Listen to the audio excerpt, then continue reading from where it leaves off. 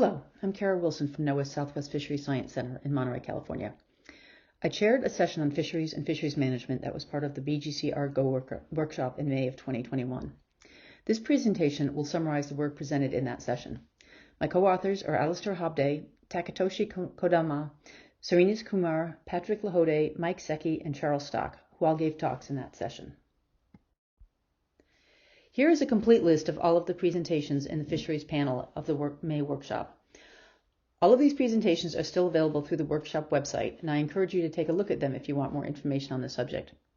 The website URL is listed at the bottom of the slide here, and you can also access it through the GO-BGC website. During this talk, I'll be giving a brief overview of all the points discussed during these talks. When most people hear the word fisheries, they think of people going out to catch fish. And that harvesting aspect is certainly a component of fisheries, but it is just one of several different components that all fall under the term of fisheries. A fundamental part of fisheries science is stock assessment, which is a process of estimating the current abundance of a fish stock with the aim of predicting its abundance in the future. The results from stock assessment models are used to guide the management of fisheries to determine what level of fishing should be allowed. And there are other conservation activities that are also part of fisheries, or rather fisheries management. I have the word fish and fisheries in quotes on this title because the term fisheries encompasses more than just fish. It is used in reference to all living marine resources, or LMRs, which include non-fish species such as marine mammals, sea turtles, and invertebrates, and also includes non-commercial species, meaning species that are not harvested.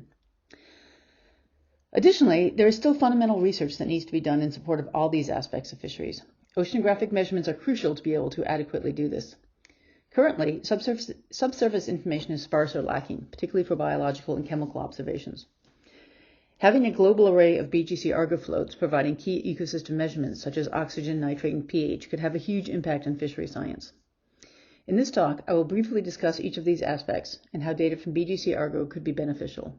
Fundamental to all aspects of fisheries is the knowledge of the relevant habitat and the ability to forecast that habitat into the future, whether that is in the short term for harvesting or for longer timescales for management and conservation objectives. I'll start off talking about harvesting, or catching of fish. This image shows the satellite chlorophyll distribution in the Pacific, overlain with locations of the tuna purseine fishery shown as cross marks, and it is clear that the fishery operates in an area of higher chlorophyll. Satellite temperature and chlorophyll can be predictors of the habitat of some fisheries, and they have been used to identify fishing grounds. However, satellite data just provides information about the surface, and of course fish are found mostly deeper in the ocean. Subsurface features that can be identified with BGC-Argo data, such as the deep chlorophyll maximum and the distribution of hypoxic layers, could also play a role in helping to identify fish habitat. The previous slide looked at the distribution of the tuna purseine fishery in the Pacific. Here we are focusing on one type of tuna in the Pacific Ocean, the big eye tuna. This is the world's largest and most valuable tuna fisheries. It contributes almost 500,000 metric tons, worth $4.3 billion US. While big eye tuna is caught on a variety of fishing gear, the largest and most valuable big eye tuna are caught on pelagic long lines, as depicted in the figure in the upper right. The fish caught on these long lines are typically sold on the fresh fish market, such as pictured here on the left at the Hawaii Pierside Fish Auction. Fish prices in this market are driven by fish quality, defined by the flesh color and the fat content, and to this end, the best big eye tuna are captured deep in the water column.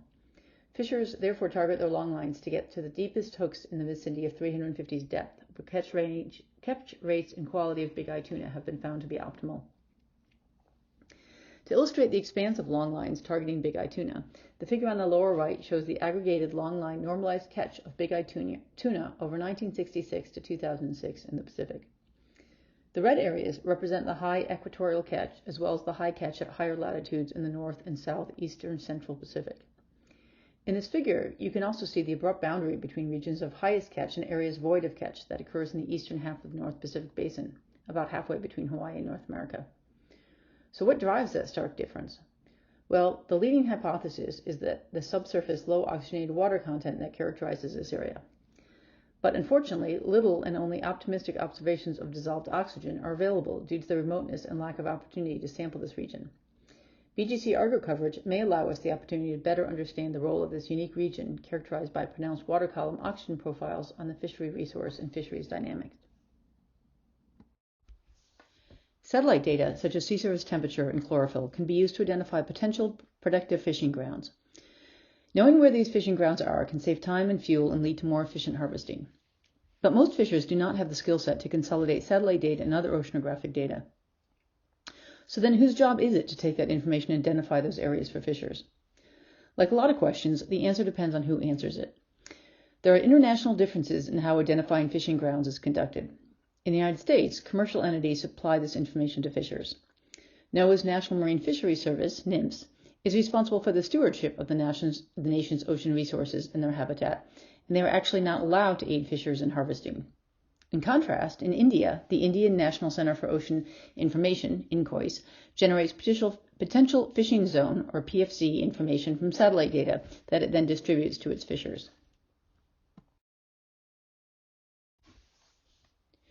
INCOIS uses sea surface temperature and chlorophyll data from satellites to observe ocean fronts, eddies, and other ocean features indicative of areas that will be conducive to fish aggregation. And they condense this data down into potential fishing zone, or PFZ, advisories. This is an example of what one of the PFZ advisories from INCOIS looks like. There is a regional map with the coastline and bathymetry with the areas marked that have the most probable fishing areas. These are produced in a multitude of different languages to reach the most amount of fishers.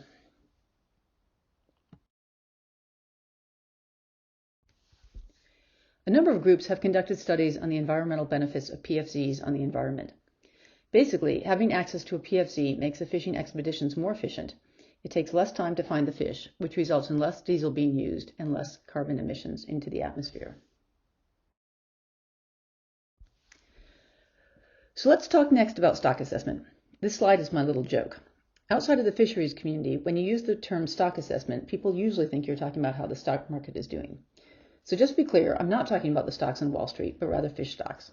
But just like the stock market, with stock assessment, we are trying to predict the future trend based on the current situation and past performance. What drives interannual fluctuations in fish biomass? This is the fundamental question driving stock assessment, but also fishery science in general. Joanne Hort, one of the great pioneers of fishery science, first posed this question over 100 years ago.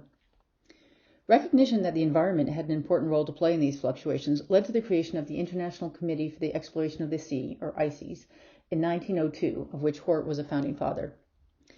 In 1969, Cushing first published the match-mismatch hypothesis, which relates the success or failure of a fish's recruitment to the phenology of its prey.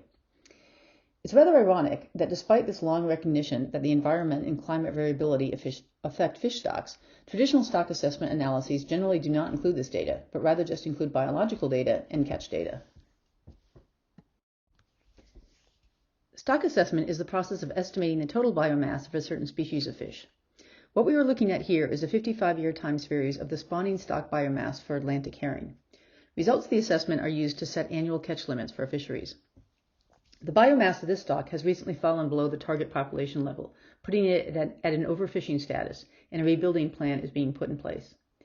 It is also clear from this figure that there is a significant interannual variability in biomass. Determining what drives interannual variability in fish biomass is a fundamental part of fishery science, the holy grail of fisheries.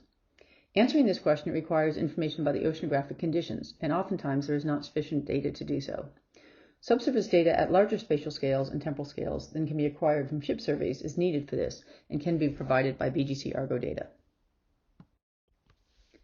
This figure shows interannual variations of Japanese fish catches over the last 60 years. The Japanese fishery catch peaked in the 1980s. At that time, the Japanese sardine comprised about half of the total catch in Japan. But by the 2000s, the sardine fishery had crashed. While recently it has been increasing, the sardine catch is still minimal compared to what it was in the 1980s, and overall the total Japanese fish catch is currently decreasing. Given the historical importance of the Japanese sardine fishery, there is ongoing research to better understand what drives sardine recruitment, that is, how many new fish join the population in a year. Kodama coined the phrase, quote, "When the strong wind blows, sardine stocks will be rich," which is a revision of a well-known Japanese expression. Strong winter winds delay the spring phytoplankton bloom, which results in a more optimal overlap between the phytoplankton and the spawning sardines, and therefore a good recruitment year for sardine. This is represented by the diagram on the right.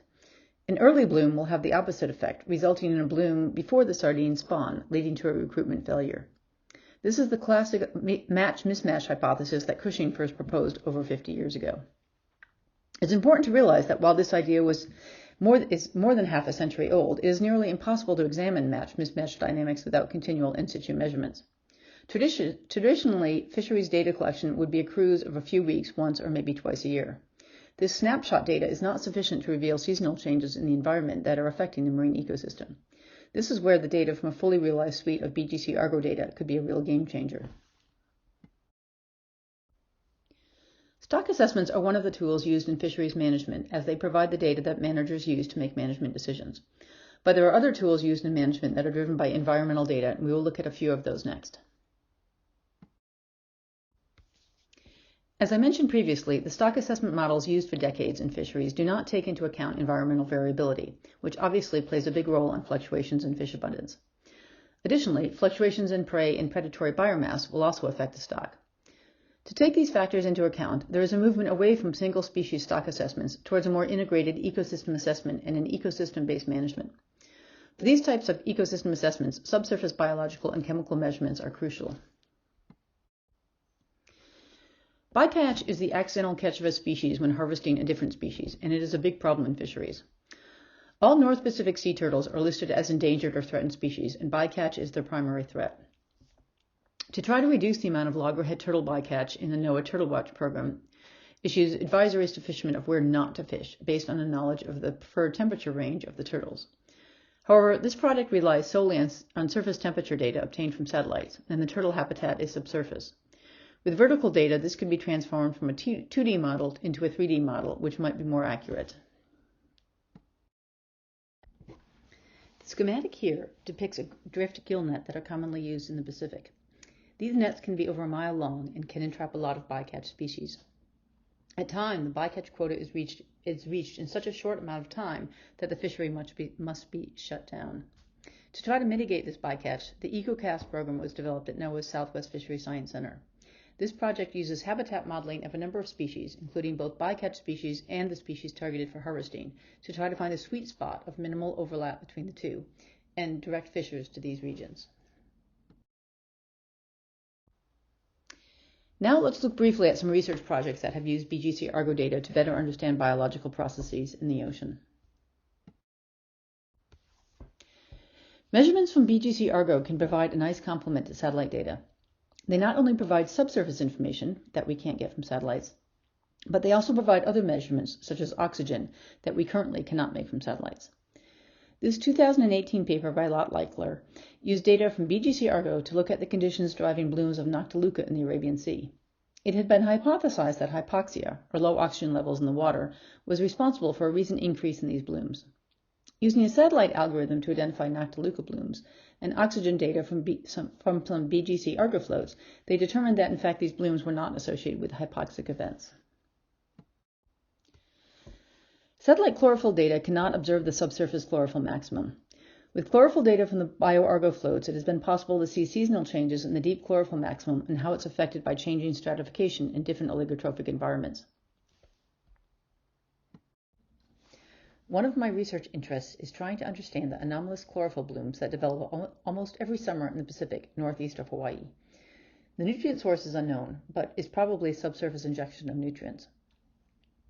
There have been a number of BGC-Argo flows deployed in this region, and currently I'm analyzing this data to look for evidence of subsurface nitrate injections. Using the BGC-Argo data, I have identified numerous subsurface injections of nitrate that precede the development of surface chlorophyll blooms. On the left is nitrate data from a float showing an injection event that lasted more than 2 months. On the right are maps of the surface chlorophyll bloom that developed in this region after this injection. The red dots on the maps show the indication of the locations of the float profiles where the injection occurred. The 3 examples I just showed were all regional studies using BGC-Argo data, which is a consequence of the rather spotty coverage that currently exists for BGC floats. Only about 10% of the current float array are BGC floats, which are shown as the green dots on this map. Once the coverage is more uniform, we will be able to move from regional studies to studies that embrace larger spatial scales. This map is showing the current availability of oxygen data in the oceans. This shows the location of all the data that went into a 2010 climatology of oxygen, so it represents all the measurements ever taken. Note this is on a log scale, so the red and yellow areas have less than 10 profiles. White areas, of course, have no profiles at all. So we barely have enough data for a coarse climatology, and we certainly do not have the data to observe interannual variation or trends. However, this will be changing very shortly, and the rapidly increasing number of BGC-Argo profiles will enable us to far better monitor and forecast the oceans for a variety of biogeochemical parameters. It's been well documented that the planet is getting warmer, as can be seen in this increasing trend for ocean temperature. But in addition to the general increase, there has also been an increase in the amount of extreme events, which are manifest as the marine heat waves that the Pacific Ocean has experienced in the last 5 or 10 years, increased wildfires, increased flooding, etc. We are trying to determine what impacts these temperature changes will have on marine ecosystems. But as I mentioned previously, we don't have the luxury of even knowing what the trend is for biogeochemical data for the ocean because of insufficient data. Having a global network of BGC-Argo data will help us to detect and monitor changes in the ocean. Obviously, it will take many years before we will be able to see trends in BGC-Argo data, but the data will be useful in other ways as well. Our understanding of how the marine ecosystem will respond to climate change is dependent upon modeled ecosystem predictions. Our confidence in how well these models are is built upon 2 things. First is how well these models capture past observed fluctuations. Second is incorporating robust physiological and ecological principles that should hold with climate change. Data from the BGC-Argo array should help with both of these aspects. I'll wrap up now with some take-home messages. Fisheries and fisheries management is fundamentally about characterizing habitat and trying to forecast it into the future. The timescales of that forecast can range from the very near future for aiding harvesting to decades for understanding how fisheries will respond to climate change. Our ability to do this hinges upon having sufficient oceanographic measurements. Currently, subsurface measurements are sorely lacking, especially for biological and chemical observations. The data that will be provided by a fully realized array of biogeochemical Argo floats will provide key ecosystem measurements for fisheries management. Not only will they supply much-needed subsurface measurements, but they will also provide measurements that cannot be obtained from satellites, such as oxygen, nitrate, and pH. Thank you for listening. I hope you are enjoying this workshop, and I hope that it inspires you to start using the available BGC-Argo data.